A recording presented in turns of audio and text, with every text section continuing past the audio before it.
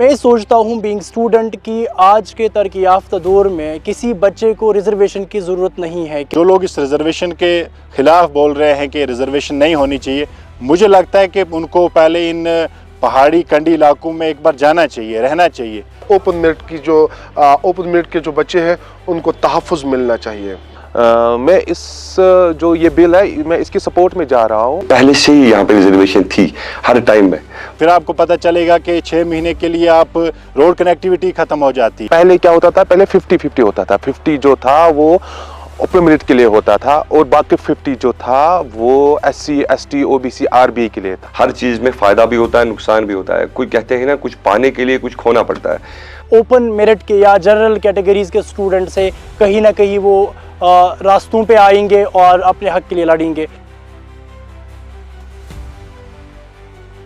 देखिए, जो अभी 2024 में रिजर्वेशन पॉलिसी, इसमें अगर जो नए रिजर्वेशन पॉलिसी में जो लोग दाखिल हुए हैं वो पहाड़ी ट्राइब है।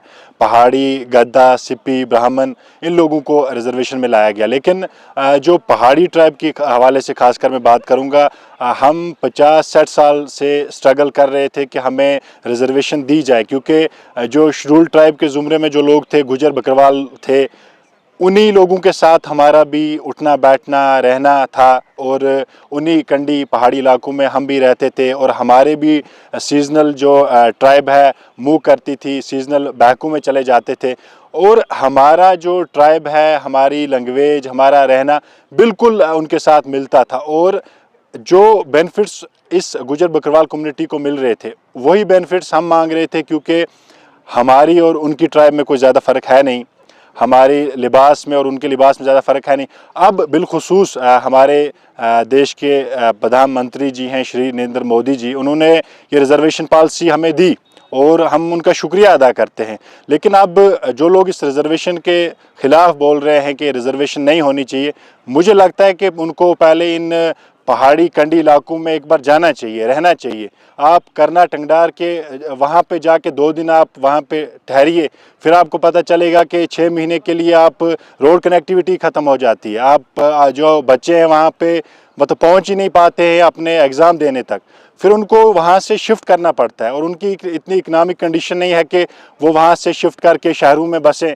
फिर अपनी जो पढ़ाई पे खर्चे होते हैं, वो उन सारे मामलात को देख के खाली इतना ही नहीं है। आप देखिए कि जो रिज़र्वेशन के बाद भी इन लोगों को इकनॉमिक के मसले कितने हैं। इनके पास पैसा वो है नहीं कि ये बड़े बड़े शहरों में जाके अपनी जो स्टडीज़ कर पाएँ और डोर स्टेप पे इनके पास फैसिलिटीज़ बिल्कुल नहीं है। ये आप और बॉर्डर एरियाज़ के लोग हैं, आप देखिए करना टंगडार देखिए, आप उड़ी देखिए, आप पुंछ राजौरी देखिए, वहाँ पे जब आके वहाँ की सूरत हाल आप जब देखेंगे, वहाँ के लोगों के साथ आप जब बात करेंगे, फिर आपको पता चलेगा कि रिजर्वेशन पॉलिसी वाकई ये लोग डिज़र्व करते हैं। हाल ही में जो ये कैटेगरी कंट्रोवर्सी चल रही है, इसके बारे में मैं पहले आपको एक सुप्रीम कोर्ट का एक जजमेंट बताना चाहूँगा जो 1992 में पास किया गया, जिसमें ये बताया गया कि जो भी हमारी मार्जिनलाइज्ड कम्युनिटीज़ है उनको 27% रिजर्वेशन जो है वो मिलनी चाहिए गवर्नमेंट जॉब्स में, और बाकी जो जितने भी पब्लिक इंस्टीट्यूशंस है उनमें उनको इतनी रिजर्वेशन मिलनी चाहिए।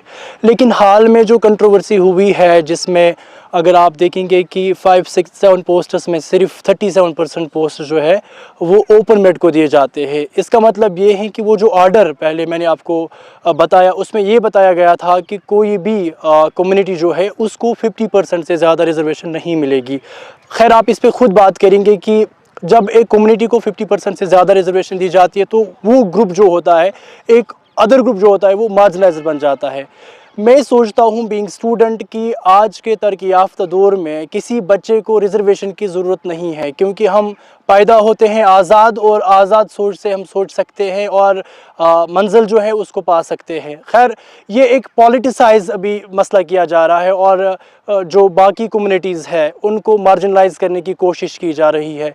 मैं इस पॉइंट पे भी इत्तेफाक करता हूँ कि अगर आज के दौर में एक स्टूडेंट जो है जो किसी बॉर्डर एरिया में रहता है या LAC पे रहता है, वो इंटरनेट एक्सेस कर सकता है, वो इंटरनेट को एक्सेस कर सकता है, वो वहाँ पे चीज़ें सीख सकता है, तो रिज़र्वेशन कहाँ से बनती है? अगर वो इंटरनेट से वहाँ पढ़ सकता है, कोई पोजीशन हासिल कर सकता है, तो उसके पास भी वही दिमाग है, हमारे पास वही दिमाग है।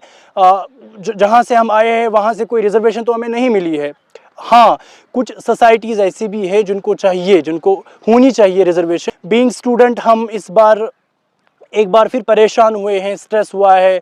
जिस तरीके से जो पोस्ट्स हाल ही में आए उनमें 565 पोस्ट्स में सिर्फ 37% वैकेंसीज़ जो है जो हमारे लिए है, तो ये कहीं ना कहीं अलार्मिंग पॉइंट हमारे लिए है। और स्टूडेंट कम्युनिटी इस पे सोच रही है, अगर इस ऑर्डर को रिवोक नहीं किया गया, इवन दो हमारे जो पॉलिटिकल लीडर्स भी है उन्होंने भी इस पे बात की और वो इस मसले पे बात कर रहे हैं, अगर वो जो ऑर्डर आया है या जो ये अभी का जो रेशियो है, अभी का जो स्टेटस है, अगर वो इसको रिवोक नहीं करते हैं, कहीं ना कहीं जो ओपन मेरिट के या जनरल कैटेगरीज के स्टूडेंट्स है कहीं ना कहीं वो रास्तों पे आएंगे और अपने हक के लिए लड़ेंगे। देखिए, ये बहुत बड़ी बदकिस्मती है जम्मू कश्मीर के बच्चों को कि ओपन मेरिट के बच्चे अब प्रोटेस्ट करने लगे हैं। जहाँ तक सरकार की बात है, जहाँ पे भी एडवर्टीजमेंट नौकरी को लेकर निकलती है तो वहाँ पे 70% सिलेक्टेड कैंडिडेट यानी कि उनको रिजर्वेशन है, चाहे हम आरबीआई की बात करेंगे या बाकी जितने भी चाहे एसटी की बात करेंगे, रिजर्वेशन जो कोटा है 70% उसमें बच्चे जाते हैं। लेकिन बदकिस्मत की बात यह है कि ओपन मेरिट में खाली 30% बच्चे ऐसे हैं जो इन दाखिलात में फॉर्म भर सकते हैं। लेकिन जब नताइज निकलते हैं तो निराशा हो जाते हैं वो ओपन मेरिट के बच्चे। हाल ही में मेरे पास एक एग्जाम्पल है, मैंने अपने भाई को बोला था कि आप फॉर्म भरिए, सब इंस्पेक्टर का फॉर्म निकला था, लेकिन जब मैंने उनका जवाब सुना है तो कहीं ना कहीं मैं भी एक कदम पीछे हटा हूँ, क्योंकि जब मैंने भी वो एडवर्टीज़मेंट पढ़ी तो उस एडवर्टीज़मेंट में भी ऐसा ही कुछ देखने को मिला है। जो ओपन मेरिट के जो जनरल स्टूडेंट्स हैं उनके लिए कहीं ना कहीं ये जो है कुछ मुफीद नहीं है। हालांकि बहुत सारे बच्चे एहतजाज करने पे आए हैं और कहीं ऐसे मेमोरेंडम, चाहे हम मेंबर ऑफ पार्लियामेंट हो या जम्मू कश्मीर जो हाल ही में जम्मू कश्मीर की गवर्नमेंट बनी है उनके सामने रखा गया है, लेकिन अभी तक कोई ठोस कदम नहीं लिया गया है। हमें चाहिए, अगर आप चाहते हो कि जम्मू कश्मीर के बच्चों को के साथ इंसाफ होना चाहिए तो इस रिजर्वेशन को जो है ओपन मेरिट के जो बच्चे हैं उनको तहफ़्फ़ुज़ मिलना चाहिए। जो ओपन मेरिट के बच्चे हैं इनके लिए ठोस कदम उठाइए और उसके साथ साथ जब यहाँ का नौजवान, जब यहाँ का बच्चा अपलिफ्ट होगा तब जाके देश भी तरक्की करता। हम पहले से ही यहाँ पे रिजर्वेशन थी हर टाइम में, मगर इम्प्लीमेंटेशन नहीं हो रही थी पूरी। उसके लिए वजह क्या है, शायद कहीं पे कम्युनिकेशन गैप हो रही थी। जो आजकल ये इशू चल रहा है या रिजर्वेशन 70%, 33 या 30%, हर चीज़ में अच्छाई भी होता है और गलत भी होता है। हर चीज़ में फ़ायदा भी होता है, नुकसान भी होता है। कोई कहते हैं ना, कुछ पाने के लिए कुछ खोना पड़ता है। For example ST, schedule tribe, बाकी चीज़ें हैं, मतलब अगर देखा जाए उसमें भी नाइंसाफ़ी हो रही है। आप बोलोगे कैसे? मतलब नाइंसाफ़ी इस एंगल से हो रही है, आधे लोग यहाँ कश्मीर में पढ़ते हैं, बड़े हाई फाई माहौल में, हाई फाई स्कूल में, बड़े यहाँ के जो टॉप स्कूल है, इंस्टीट्यूशन, वहाँ का सिर्फ नाम है, वहाँ का सिर्फ, फॉर एग्जांपल वो फार फ्लंग एरिया में रहता है, वहाँ सिर्फ उसने, मतलब ऐसा एक कानून होना चाहिए, अगर कोई 1 साल से ज़्यादा अपने डिस्ट्रिक्ट को छोड़ के कहीं मतलब को रहता है, उसके लिए वो कानून वैसा होना चाहिए। क्योंकि जब एक बच्चा है, फॉर एग्जांपल मैं एक फार फ्लंग एरिया में रहता हूँ, बड़े कंडी इलाके में, बट मेरा बचपन पैदा हुआ हूँ कश्मीर, श्रीनगर में पला बड़ा हूँ, यूनिवर्सिटी में पढ़ा हूँ, दिल्ली के एम्स में का मतलब अलीगढ़ में पढ़ता हूँ, बाहर प्रैक्टिस कर रहा हूँ, और मैं जब नौकरी को ढूंढने आता हूँ फिर मैं बोलता हूँ मेरे को ये चाहिए। मतलब वो नाइंसाफ़ी है।